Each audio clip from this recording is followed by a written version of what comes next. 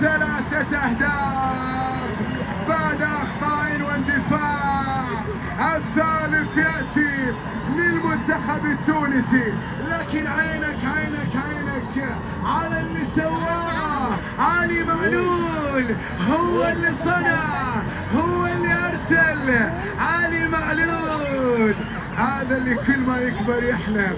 علي معلول النجم الأسطوري التونسي. انتهت كل